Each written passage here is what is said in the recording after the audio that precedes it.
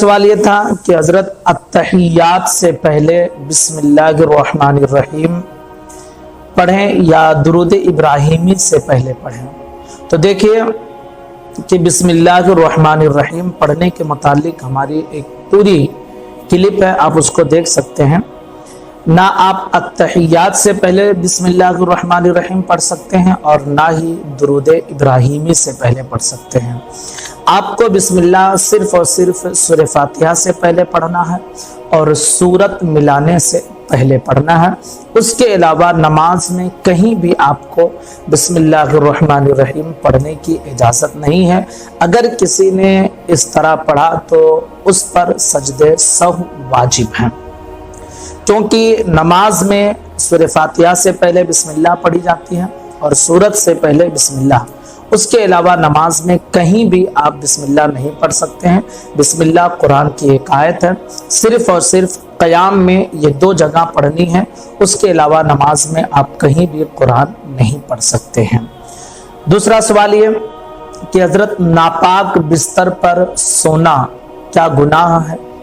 तो इसके हवाले से भी आप समझ लीजिए कि बिस्तर अगर नापाक हो जाए तो हमारे लिए, आपके लिए, सबके लिए बेहतर तरीका यही है कि उसे पाक कर ले। लेकिन अगर पाक नहीं किया गया और उस पर सो रहे हैं तो उसकी वजह से गुनाह नहीं मिलेगा।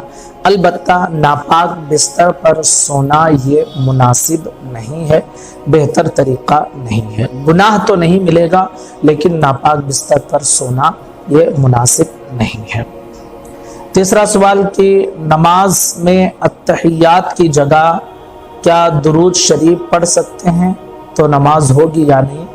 भाई साहब ने दुरूद इब्राहिमी का भी जिक्र नहीं किया, सिर्फ दुरूद शरीफ का जिक्र किया।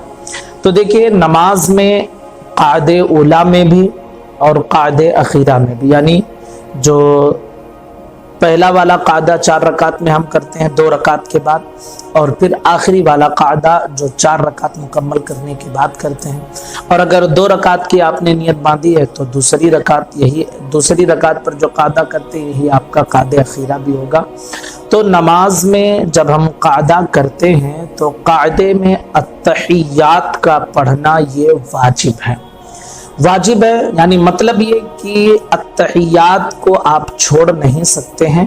अगर किसी ने भूल कर छोड़ दिया तो उस पर सजदे सहव वाजिब हैं, और अगर जानबूझकर छोड़ा तो उसकी नमाज नहीं होगी। तो पता चला कि अत्तहियात को पढ़ना ये ज़रूरी है। उसकी जगह पे आप दुरूद शरीफ या कोई और चीज़ पढ़ना चाहें तो ये हरगिज़ नहीं हो सकता है। अत्तहियात को याद करना ये ज़रूरी है, उसे कायदे में पढ़ना ये वाजिब है। चौथा सवाल है जो हमारे एक साथी कई दिनों से मुसलसल सवाल कर रहे थे और मैं मसरूफ़ था और मैं जवाब ना दे सका। सवाल ये था कि एक साहब हैं जो हाजी हैं और वो गाजे का नशा करते हैं तो उनकी नमाज होगी या नहीं? तो भाई इसके हवाले से आप ये समझ लीजिए कि गाजे का नशा करना या कोई और नशा करना, शरीयत इसे सख्त हराम करार देती है। अगर नशे की हालत में आकर नमाज अदा कर रहे हैं तो ये नमाज की भी तौहीन है और उसकी नमाज भी नहीं होगी। अलबत्ता नशा नहीं है और वो इंसान पाक है, साफ सुथरा है, वुज़ू किया है और जिस तरह नमाज के फ़राइज़ व शराइत और वाजिबात व सुन्नत व मुस्तहबात सब अदा कर रहे हैं, तो एक आलिम, एक मुफ्ती देखने के बाद यही कहेगा कि इसकी नमाज हो गई है। अब कबूल करना या ना कबूल करना ये अल्लाह रब्बुल इज़्ज़त की शान पाक है। वो चाहे तो कबूल कर ले और वो चाहे तो रिजेक्ट कर दे। ये हम और आप कबूल के हवाले से नहीं कह सकते हैं कि कबूल हुई या नहीं हुई है। अलबत्ता जो शराइत व फ़राइज़ व वाजिबात ये सारी चीज़ें होती हैं, अगर कोई इंसान इन चीज़ों को अदा कर रहा है तो ज़ाहिरी तौर पर चूँकि उसने ये सारी चीज़ें की हैं, इसलिए एक आलिम, एक मुफ्ती यही कहेगा कि इसकी नमाज शरीयत के एतबार से हो गई है। अब कबूल करना या ना कबूल करना ये रब की बारगाह है, उसकी शान है, चाहे तो कबूल करे और चाहे तो कबूल ना करे। 5वां सवाल यह है कि फ़र्ज नमाज के बाद तौबा और इस्तिग़फ़ार करना क्या मना है? नहीं, बिल्कुल नहीं मना है। फ़र्ज नमाज के बाद या सुन्नत नफल के बाद या कभी भी आप توبہ کرنا چاہیں تو توبہ کر سکتے ہیں، استغفراللہ پڑھنا چاہیں جسے ہم استغفار کہتے ہیں تو وہ بھی آپ کر سکتے ہیں، کوئی حرج نہیں ہے۔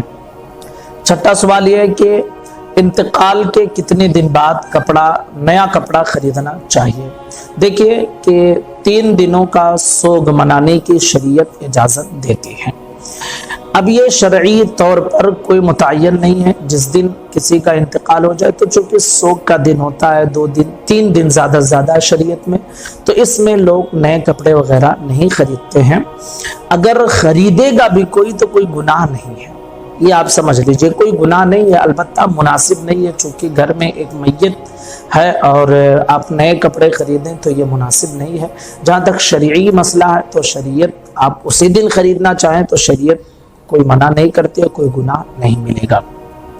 7واں سوال یہ ہے ہمارے ایک بھائی کا کہ وہ پوچھنا چاہتے ہیں کہ AM اسلامک زون ایک چینل ہے مفتی امیر معاویہ قاسمی جو دیوبندی ہیں، تو پوچھنا چاہتے ہیں کیا ان کی ویڈیو سننا صحیح ہے؟ جی بالکل درست نہیں ہے ان کی ویڈیو سننا۔ کئی ویڈیوز ہم نے بھی سنے ہیں اور ان کی ویڈیوز پہ ہم نے کریکشن بھی کیے ہیں، لیکن انہوں نے ویڈیو کو ہٹایا نہیں، غلط مسئلہ بیان کیا تھا۔ ہم نے فتاوی عالمگیری جو ہے اس کا حوالہ دے کر 2-3 ویڈیو میں نے دیکھے ہیں جس میں انہوں نے غلط مسائل بیان کیے ہیں، تو ظاہر سی بات ہے کہ غلط مسائل بیان کر رہے ہیں تو ان کی ویڈیو بھی سننا درست نہیں ہے۔ اور دوسرے یہ مسلک دیوبند کے ہیں، ہم اہل سنت والجماعت کے ہیں۔ ہر سنی سے میں گزارش کروں گا کہ اہل سنت والجماعت کے جو چینلز ہیں یوٹیوب پر ان کو آپ دیکھیں، ہرگز کسی دوسرے کا نہ دیکھیں، عقائد بھی خراب ہوں گے اور مسائل بھی غلط بتائیں گے۔ تو میں بائیکاٹ کرتا ہوں جو لوگ اس چینل کو دیکھتے ہیں، اور میں اپنے عوام سے گزارش کرتا ہوں کہ اس چینل کو ہرگز نہ سنیں۔ 8واں سوال ہے کہ کیا ننگا ہو کر غسل کرنا جائز ہے؟ یعنی without underwear, without lungi, without پیجامہ، جنس نائٹ جو بھی ہو، میں نے بالکل جسم پر کپڑا نہ ہو تو کیا غسل کرنا صحیح ہے، غسل ہوگا یا نہیں؟ تو دیکھیں کہ غسل درست ہوگا، چاہے آپ جو ہے کھلے میں کریں گے اور چاہے بند ہو کر کریں گے۔ البتہ اگر کھلے میں ہو کر آپ کریں گے تو چونکہ سطر کا چھپانا یہ ضروری ہے، اس کا گناہ ملے گا، اور اگر غسل کر لیں گے تو غسل ہو جائے گا۔ اور اگر آپ غسل خانے میں کسی جو ہے نہانی میں آپ پیک ہیں جہاں کوئی دیکھنے والا نہیں ہے تو ایسی صورت میں آپ کو کوئی گناہ بھی نہیں ملے گا اور غسل بھی آپ کا ادا ہو جائے گا۔ 9واں سوال یہ ہے کہ سورہ فاتحہ کے بعد سورت سے پہلے بسم اللہ پڑھنا کیسا ہے؟ تو بھائی اس کے حوالے سے بھی آپ سمجھ لیجئے کہ سورہ فاتحہ سے پہلے بسم اللہ پڑھنا یہ سنت ہے، اور سورہ فاتحہ کے بعد جب سورت ہم ملاتے ہیں تو سورت سے پہلے بسم اللہ الرحمن الرحیم لکھی ہوئی ہوتی ہے، اس کا پڑھنا بھی مستحب ہے۔ بسم اللہ سورہ فاتحہ ملانے سے پہلے بھی پڑھیں اور سورت ملانے سے پہلے بھی پڑھیں۔ سورہ فاتحہ سے پہلے پڑھنا سنت ہے اور سورت ملانے سے پہلے پڑھنا یہ مستحب ہے۔ اور 10واں سوال جو آخری سوال ہے وہ یہ ہے کہ وتر کی دوسری رکعت کا قاعدہ بھول گیا اور آخر میں سجدہ سہو کر لیا تو نماز ہوگی یا نہیں؟ جی بالکل نماز ہو جائے گی۔ دوسرا قاعدہ وتر کی دوسری رکعت پہ جو ہم بیٹھتے ہیں تو اس میں التحیات پڑھ کے تیسری رکعت کے لیے کھڑے ہوتے ہیں۔ اگر کسی نے 2 رکعت پڑھی اور بھول کر تیسری رکعت کے لیے کھڑا ہو گیا تو اب ایسی صورت میں اس پر واجب ہے کہ وہ آخر میں سجدہ سہو کر لے۔ اگر سجدہ سہو کر لیا تو نماز ہو جائے گی، کوئی دقت نہیں ہے، اور اگر سجدہ سہو نہیں کیا، بھول گیا تو اس نماز کا دہرانا یہ ضروری